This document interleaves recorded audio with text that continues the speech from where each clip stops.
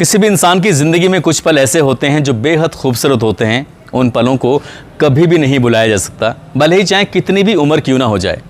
आज की जो सच्ची घटना मैं आपको सुनाने जा रहा हूँ, ये सच्ची घटना है एक सुहागरात की।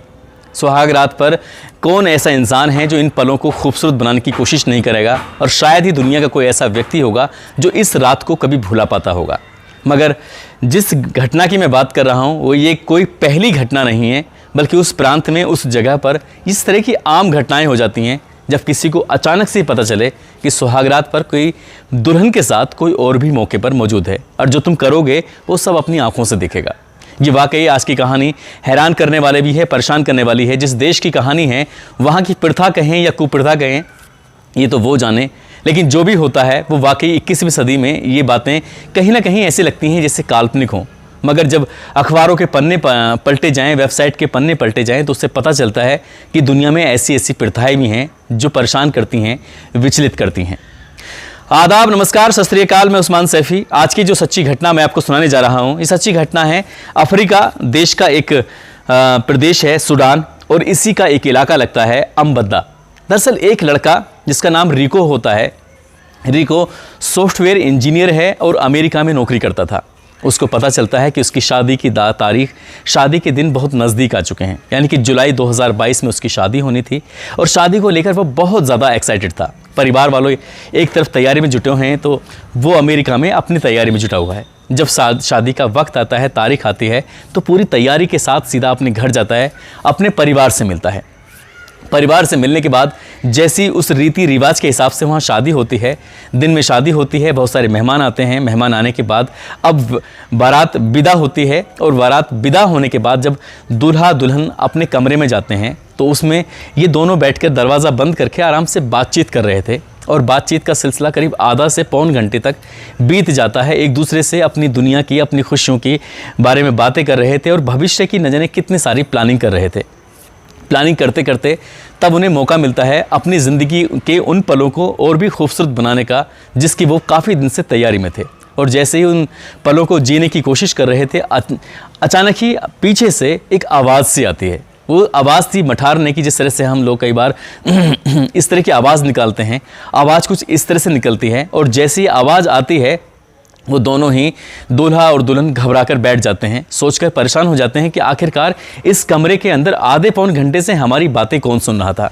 तभी वो कमरे की लाइट जलाई जाती है, और कमरे की लाइट जलाने के बाद पता चलता है कि उस कमरे में कोई और नहीं बल्कि दुल्हन की माँ भी बैठी हुई थी, और वो चुपके से उनकी सारी बातें सुन रही थी। फिर दुल्हन की माँ कहती है, तुम्हें घबराने की, परेशान होने की बिल्कुल भी ज़रूरत नहीं है। अब आगे क्या होने वाला है ये बातें मुझसे सुनो, मैं तुम्हें बताती हूँ।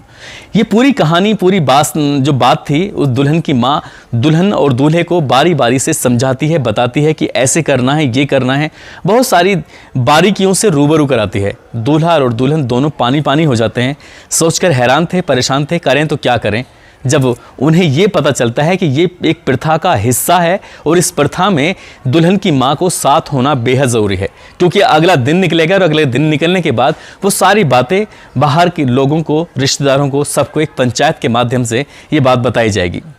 दूल्हा और दुल्हन परेशान थे, करें तो क्या करें। दुल्हन की माँ वाक़ात वहाँ बैठ जाती है और उनसे कहती है कि अब जो भी कुछ करना है मेरी आंखों के सामने ही होगा। दूल्हा और दुल्हन दोनों परेशान हो जाते हैं, सोचकर बातचीत कर रहे थे, और बातचीत करते करते वो बार बार यही सोच रहे थे, करें तो क्या करें और कैसे करें। दुल्हन की माँ बार बार ये इंडिकेट कर रही थी कि तुम्हें करना है, और करने के बाद यही बात मुझे बाहर बतानी है। लेकिन पूरी रात ऐसे ही गुजर जाती है बातचीत का सिलसिले में, और वो दोनों परेशान हो जाते हैं अपनी ही माँ को देखने के बाद, दूल्हा अपनी सास को देखने के बाद। दिन निकलता है, दिन निकलने के बाद बड़ी संख्या में लोगों को इंतज़ार था उस महिला का कि वो चादर लेके, जो वाइट कलर की चादर उस बेड पर बिछाई हुई थी, उसको लेकर जाती है, और पंचायत में जाने के बाद उस चादर को दिखाती है। उस चादर पर कोई मैल नहीं था, कोई धब्बा नहीं था, कोई दाग नहीं था। उसे दिखाने के बाद वो क्या बोले, वो यही नहीं समझ पा रहे थे कि आखिरकार क्या बोले। लेकिन जब पंचायत के लोग, रिश्तेदार, परिवार के लोग जो बार बार उस महिला पर दबाव बना रहे थे कि जो भी रात का आंखों देखा हाल था वो तो आपको बताना ही पड़ेगा, तो महिला परेशान होकर थोड़ी संकोच में डूबती हुई, क्योंकि उसकी ज़िंदगी की बेटी का उसकी बेटी की ज़िंदगी का जो सवाल था वो भी कहीं ना कहीं उसे परेशान कर रहा था कि रात की हकीकत अगर पब्लिक में बताएगी तो शायद ये रिश्ता कभी रुकेगा नहीं, रिश्ता टूट जाएगा।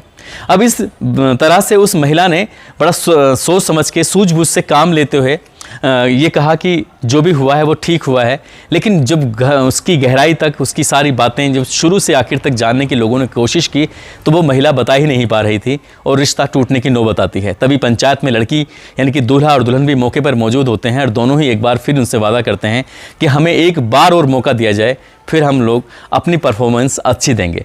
बड़ी हैरान करने वाली बात है, परेशान करने वाली बात है, इंसान अपनी ज़िंदगी में कामयाब होने के लिए कितनी मेहनत करता है, लेकिन किसी को ये पता चले कि एक कामयाबी इस तरह की भी है, यानी कि सुहाग रात पर तुम्हारे बीच में कोई होगा और जो होगा वो पूरी बात अगले दिन मेहमानों को, पंचायत को बताएगा, तो ये कितनी हैरान करने वाली और परेशान करने वाली बात है। हाँ, तो तब हो जाती है जब किसी लड़की की माँ नहीं होती, तब गांव की आसपास की कोई ऐसी बुजुर्ग महिला को ये जिम्मेदारी दी जाती है कि तुम्हें सुहाग रात में दूल्हा और दुल्हन के साथ होना है और उनकी बातें, उनकी सब आंखों देखा हाल लोगों को बताना है। तो वाकई ये शादी हालांकि टिक जाती है, रुक जाती है, क्योंकि इन्हें दोबारा अवसर मिलता है, लेकिन ये कोई पहली शादी नहीं थी, बल्कि उस प्रांत में ही नहीं बल्कि अफ्रीका देश के कई प्रांतों में, कई शहरों में, कई इलाकों में, कई गाँव में एक ऐसी जगह है जहाँ पर लोगों को इस प्रथा से होकर गुजरना पड़ता है। दूल्हा दुल्हन साथ होते हैं और उनके साथ उनकी माँ होती है, यानी कि सास होती है दूल्हे की और दुल्हन की वो माँ होती है, और वही पूरी रात साथ बैठकर उनकी बातें सुनती है, उन्हें एक एक चीज़ बताती है,